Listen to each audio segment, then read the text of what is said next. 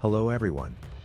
South Africa is home to an estimated 30,000 to 35,000 giraffes, making it one of the countries with a significant population of these majestic creatures.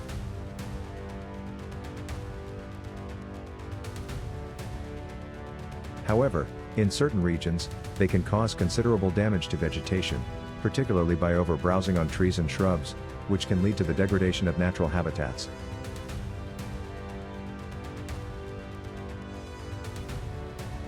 So what specific impact do giraffes have on South Africa's ecosystems?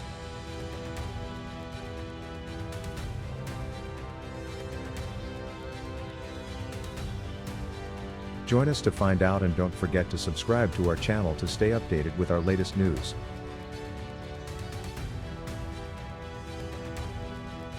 When giraffes consume leaves from trees excessively, particularly in concentrated areas, it can lead to significant ecological consequences.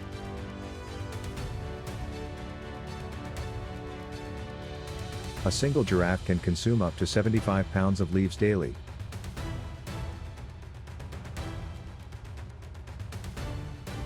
Their feeding habits can strip trees of up to 60% of their foliage, hindering the tree's ability to photosynthesize effectively.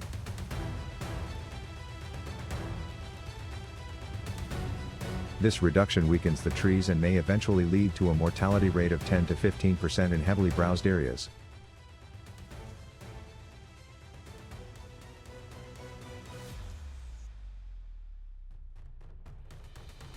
Overbrowsing can alter the habitat structure, reducing the availability of food and shelter for the more than 200 species of birds and mammals that depend on these trees.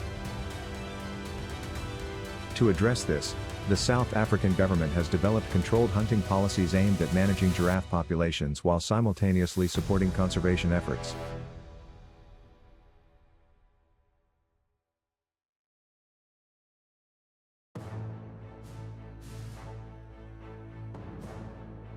According to recent data, controlled giraffe hunting has attracted a steady influx of international hunters, with over 200 permits issued annually, generating substantial revenue for conservation initiatives.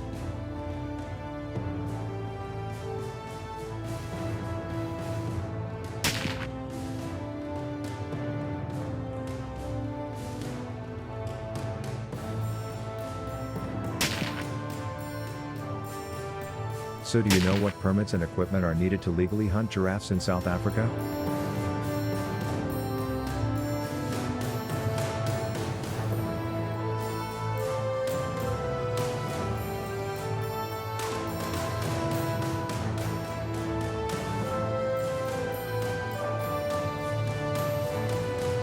To hunt giraffes legally in South Africa, hunters must obtain several permits. These include a general hunting license and a specific permit for giraffe hunting, which is regulated by the provincial authorities where the hunt takes place. The cost of these permits can vary depending on the province and the specific regulations, but they typically range from $1,500 to $3,000.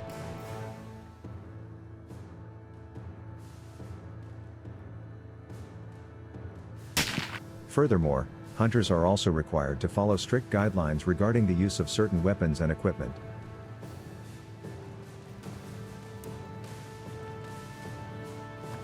Most hunters prefer using high-caliber rifles, such as .375 Hand-H or larger, to ensure a humane and effective kill, given the size and resilience of giraffes. However, a small percentage of hunters, estimated at around 10 to 15%, opt to use bows, typically equipped with heavy, broadhead arrows designed for big game hunting. In addition to their primary weapon, hunters often carry binoculars for spotting and assessing giraffes from a distance, shooting sticks for stability when taking a shot, and safety equipment like GPS devices and first aid kits.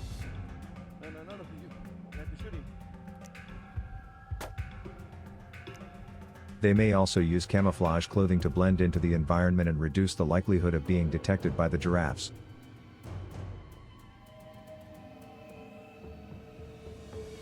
Group hunting is a common practice, with hunters typically going out in teams of 3 to 5 people.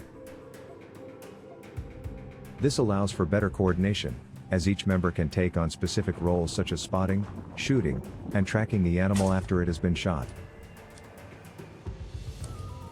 So how do hunters ensure a perfect shot when targeting giraffes? When hunters locate their prey, they approach with caution, ensuring they maintain a safe and effective shooting distance. For giraffes, the effective shooting range is typically between 100 and 200 yards.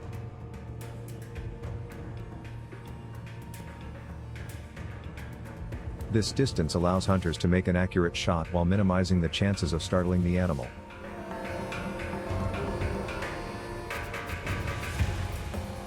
Hunters typically aim for the vital organs, focusing on the heart and lungs, which are located just behind the giraffe's shoulder.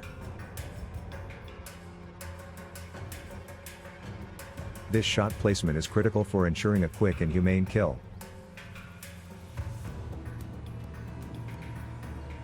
So what are your thoughts on the responsibilities hunters have in reporting and managing giraffe populations in South Africa? In particular, in the event that the initial shot does not immediately kill the giraffe, hunters are required to take swift action by administering a follow-up shot.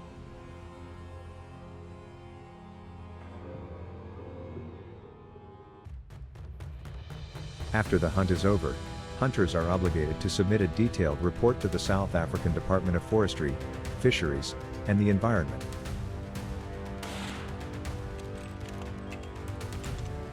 This report must include key information such as the number of animals harvested, their condition, the specific location of the hunt, and any unusual circumstances encountered.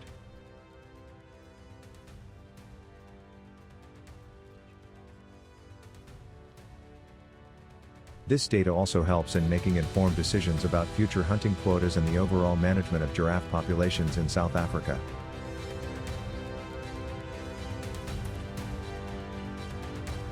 What are your thoughts on this approach? We'd love to hear your perspective, so please share your views in the comments section below.